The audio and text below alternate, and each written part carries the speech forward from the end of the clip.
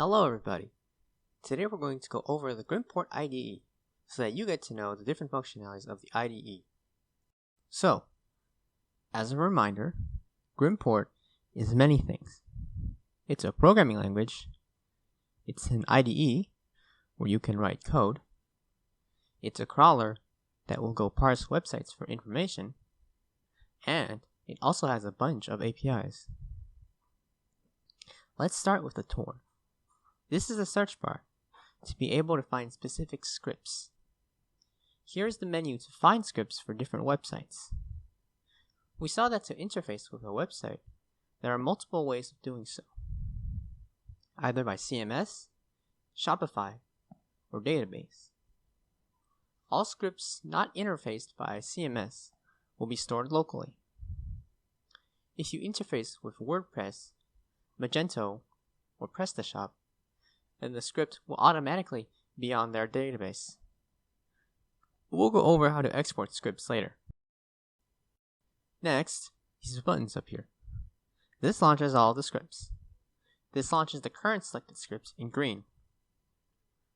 This launches the currently selected code, and this ignores the other parts of the scripts. This is the debug. See Part 4 for more details. This is the launch with extra options. We can see that this is activated because it turns blue. Some choice options. Fiddler proxy to follow the HTTP requests. We can also use HTTP toolkit. Next is display commands to show the PHP commands run during the code execution. We saw the commands when debugging, but they don't show up when we run the scripts normally. Instead, there being just a plus. This is to select a specific script to launch. Every script has an ID found here. I can use this ID to import other scripts, like so. The timeout is to modify how long a script takes to stop. This is to launch without the graphical interface. This thing.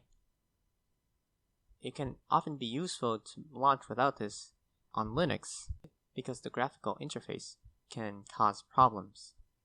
This is to connect to a website using login details. This replaces the IP, and so on. You can hover the other options for details. This is more debug stuff, to continue the debug and to stop the debug. This is the script launcher. These are the options for the debugger. In this menu, you can activate the step-by-step crawl for debugging, and you can deactivate the breakpoints during a debug. This is to open the Grimport folder, more on that after, and this is to import a script, either GRL, GRS, or GRC. GRC is the Grimport code. This is the file we get when we export here. GRS is the Grimport script to link a website with this code editor. Finally, GRL is the Grimport launcher to run the code with specific options. So there are the previously discussed options, and there are also the options to regularly launch the crawler at specific intervals of time. I can set it to be every Monday at 5 in the morning and evening. Schedule the task, and it will appear in the scheduled launcher. For this to run, the Grimport IDE needs to be launched. It can be convenient to create a shortcut to this tab to avoid the complexity of having to deal with the Grimport IDE. This is the test tab, and this is where we'll put the URL we'll test. This is whether or not we want to run the PHP code or simply pretend that we did. This is to test our CSS selectors and regex. If we run the debug, we can see where we're currently stopped. We can see the source code of the page here. These are the current variables, and this can simulate the post-processing. If I have some HTML code like this, I can run this to check how the text will be manipulated. Next, let's go over these buttons in the Test tab down here. This will compare 2 bits of HTTP request code. This is to create Grimport code that will simulate the HTTP request on the left here. This is to encode and decode various different texts. We will use these buttons in the next video. Let's go back to the Grimport folder up here. Analysis logs stores the recent output of the last code executions. Log Grimport stores the console. Log others stores minor errors.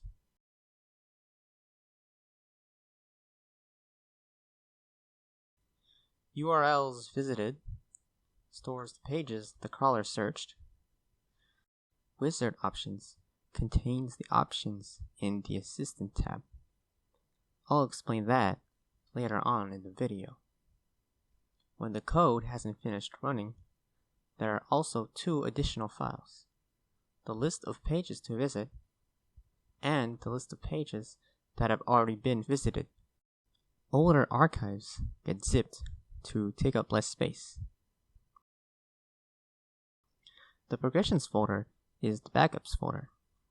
If ever a code is interrupted mid-execution, when we run it again, it will ask whether or not we want to start from the beginning or the backup. Saved objects is when we save variables for later using saved objects.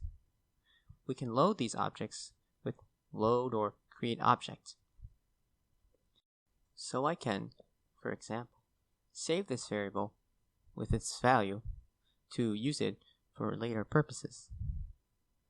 The last folder we'll talk about is script history. Script history is a backup for your scripts to find older versions of your scripts in case you want to revisit them. We saw options in part 6. I'll just put that part again here. Finally, let's go over some of the options.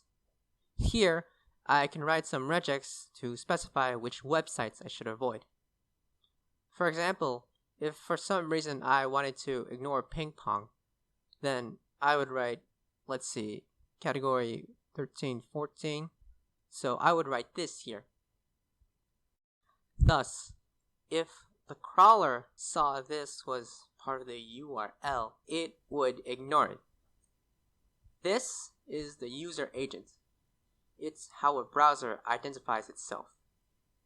For example, here we're on Firefox Windows, but we can also be Google, Twitter, Firefox Linux, or even your own if necessary.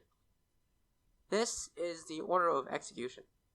So if I had more scripts here, I could queue up the different scripts using this and run them all using this button in the top left.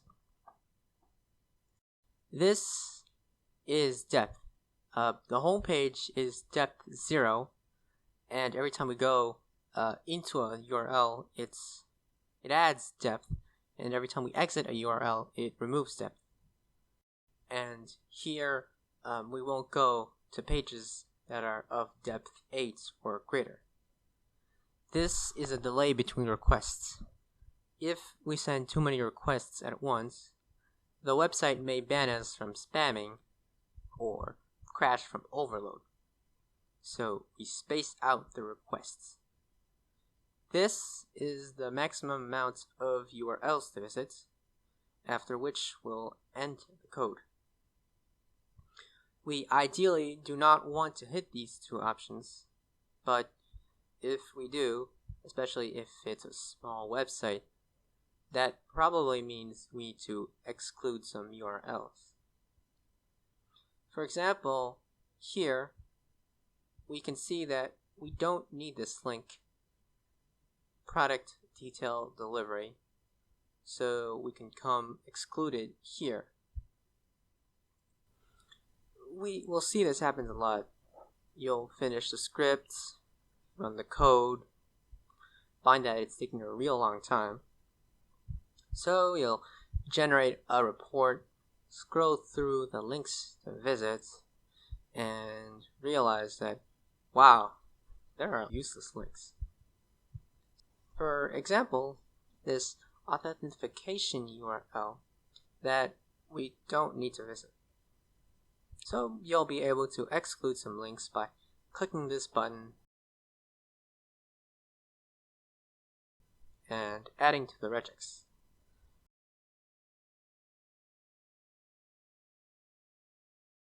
And if we reload the file, we can see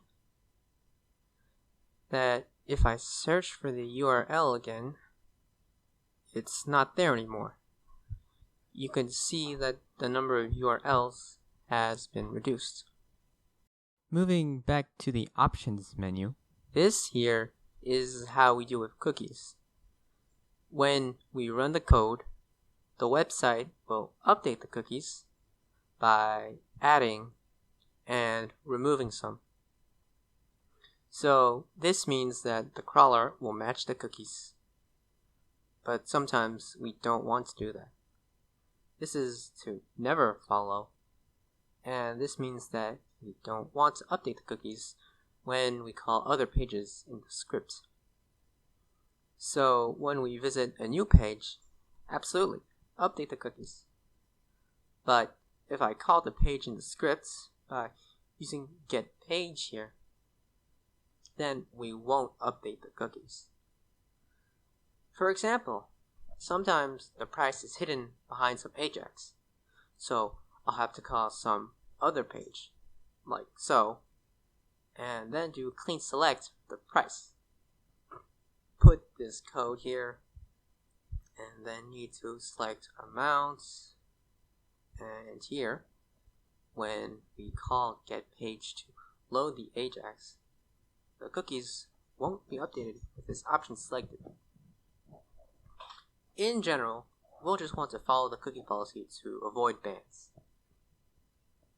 Sometimes, if we get too many bans, then we use this option down here, which will simulate a Firefox browser and avoid being detected as a crawler by loading the whole web page with CSS and JavaScript and all the bells and whistles. Because usually, a crawler, to be quick and efficient, will not load the CSS and the JavaScript.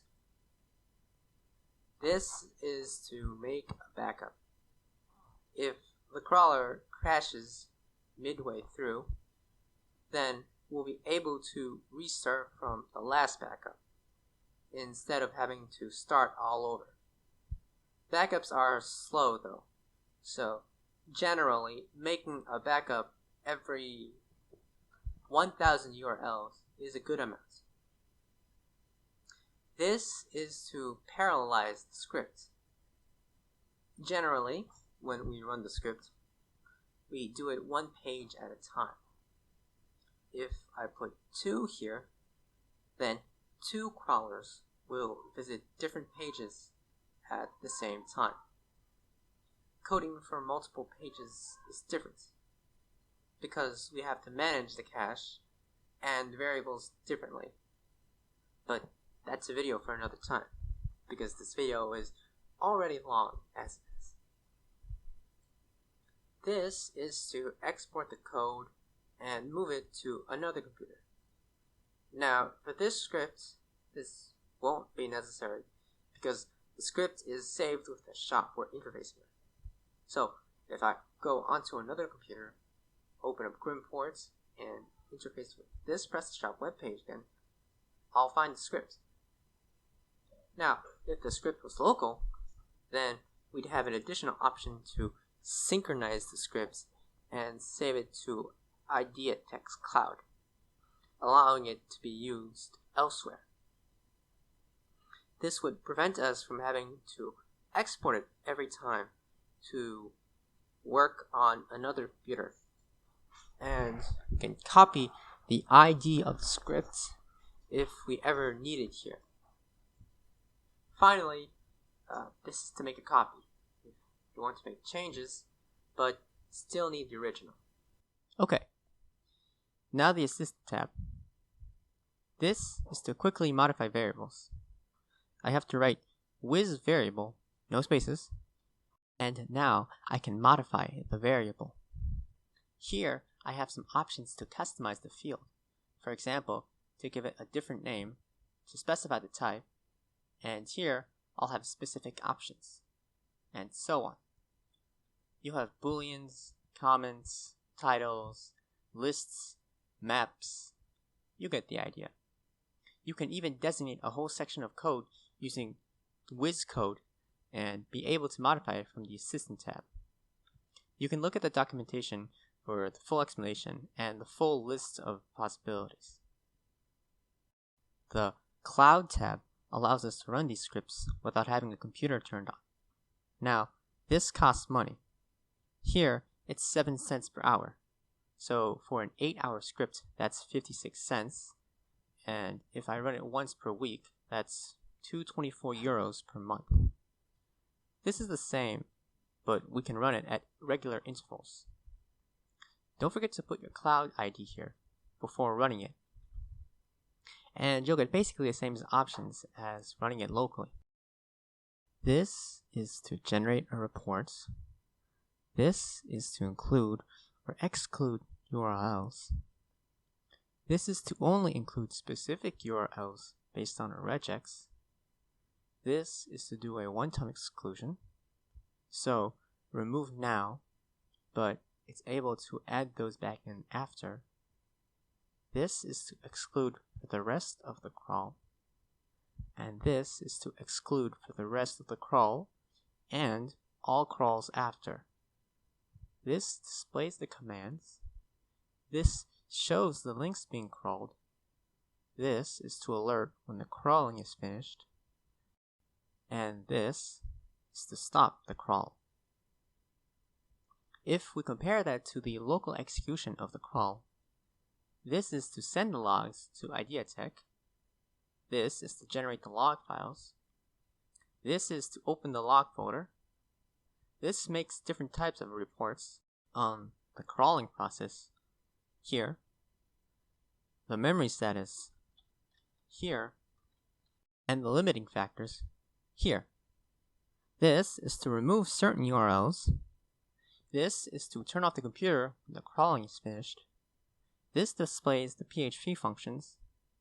This shows the links crawled through. This stops the HTTP request interceptions. This is for login access. Take this for an alternate way to intercept HTTP requests. This manually backs up the crawl, like here, but manually. This opens the script launcher. This goes back to the IDE. This changes the language. This updates the crawler, but usually that's done automatically. Parameters now. This is to switch between dev mode, between languages. This is the cloud code, and this is where we can write an email. If you remember when we were talking about running a script in the cloud, well, we had the option to send an email when the code was finished running, but for that, we need the email. This makes it so that a pop-up shows up when we close the IDE. It makes sure that we aren't closing the IDE by mistake. This is more debugger options. This is to stabilize the IDE. And these are keyboard commands. Thank you for listening. This concludes part 7 of this series.